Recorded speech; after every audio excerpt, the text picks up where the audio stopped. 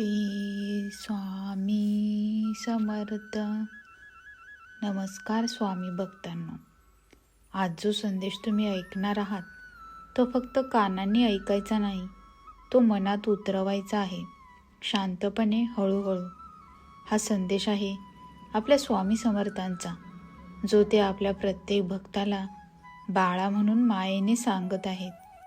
बाळा, आज तू माझ्याकडे काहीतरी मागायला आला आहेस हे मला माहीत आहे. तू म्हणतोस, स्वामी मला सुख दे, मला पैसा दे, मला यश दे, मला त्रासातून बाहेर काढ. पण बाळा, आज मी तुला काही देण्याआधी एकच गोष्ट सांगायला आलो आहे. मी तुला सगळं देईन, पण आधी तुझं मन शांत कर. बाळा, तुझं मन शांत नसेल तर मिळालेलं सुखसुद्धा तुला दुःखच देईल. मन अस्थिर असेल तर पैसा येऊनही तुला समाधान मिळणार नाही. मन घाबरलेलं असेल तर यश मिळूनही तुला भीतीच वाटत राहील. तू मला रोज पाहतोस, माझी पूजा करतोस, माझा जप करतोस, पण तुझ्या मनात मात्र सतत विचारांचा गोंधळ चालू असतो. कधी भविष्याची भीती, कधी भूतकाळाची खंत, कधी लोक काय म्हणतील याची चिंता आणि कधी स्वतःवरच राग. बाळा, या सगळ्यात तुझं मन इतकं थकलं आहे की तू शांत बसलास तरी तुझ्या आत वादळ चालू असतं. मी ते वादळ पाहतोय. मी तुझी प्रत्येक अस्वस्थ रात्र पाहतोय. तू उशीवर डोळे मिटून पडलेला असतोस, पण तुझं मन झोपलेलं नसतं. ते रडत असतं, प्रश्न विचारत असतं. माझंच असं का होतं? मी एवढं करूनही का अडचणीत आहे? देव मला पाहतोय का? बाळा, मी फक्त पाहत नाहीये, मी तुझ्या प्रत्येक श्वासात आहे. पण एक गोष्ट लक्षात ठेव, मी जे देतो ते शांत मनालाच पचतं. तू जर अस्वस्थ मनाने पैसा मागितलास तर तो पैसा तुला चैन नाही तर चिंता देईल.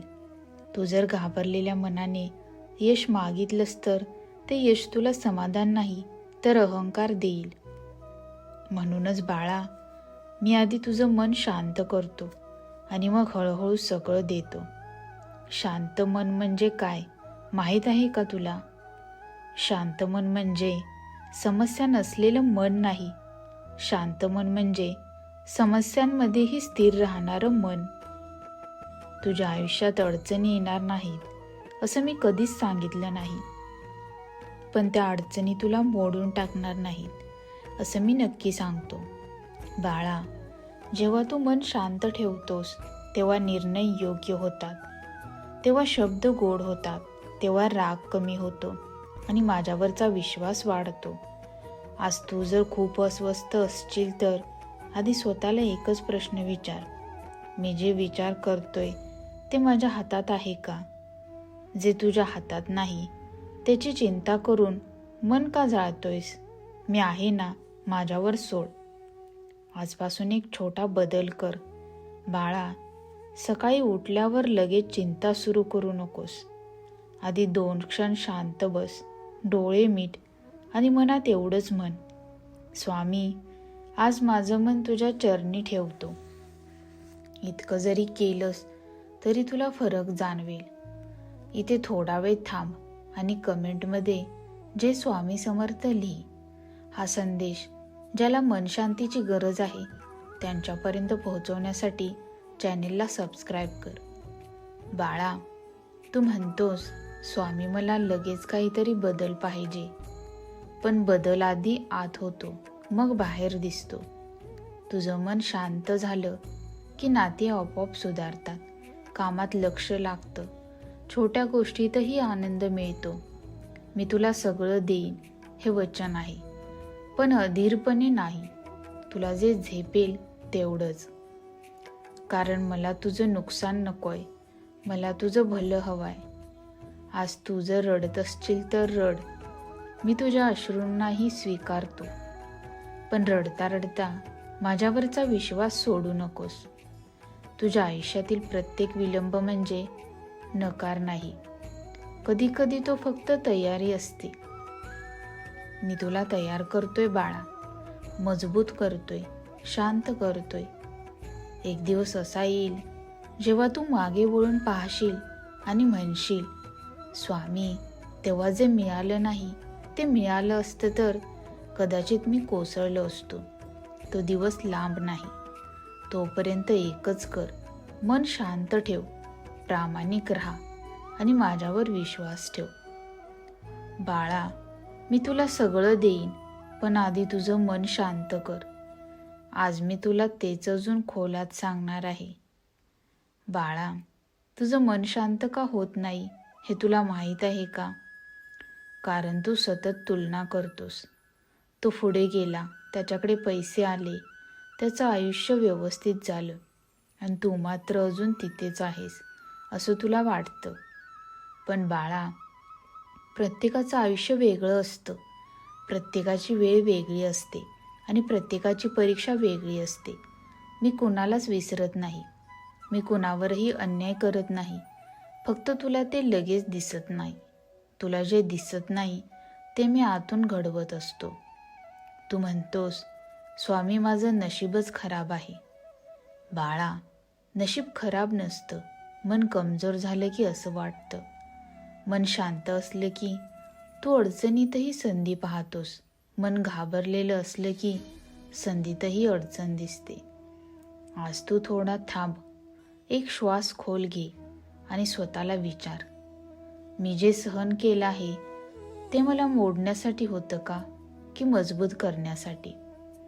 मी तुला मोडायला कधीच दिलं नाही. मी तुला मजबूत करतोय. बाळा, तू म्हणतोस, स्वामी, मी एकटा आहे. पण खऱ्या अर्थाने तू कधीच एकटा नव्हतास. तू रडलास तेव्हा मी तुझ्या जवळ होतो. तू कोसळलास तेव्हा मी तुला सावरलं. तू उभा राहिलास ते माझ्याच आधारावर. पण तू मला तेव्हा आठवत नाहीस, जेव्हा सगळं सुरळीत चालत असतं. मी तुझ्यावर रागवत नाही. मी फक्त वाट पाहतो. कारण बाळा, ज्याचं मन शांत असतं तो माझा आवाज पटकन ओळखतो. माझा आवाज मोठा नसतो. तो गोंगाट करत नाही. तो शांततेत ऐकू येतो. म्हणूनच मी तुला शांत व्हायला सांगतो. आज जर तुला निर्णय घ्यायचा असेल तर आधी शांत हो.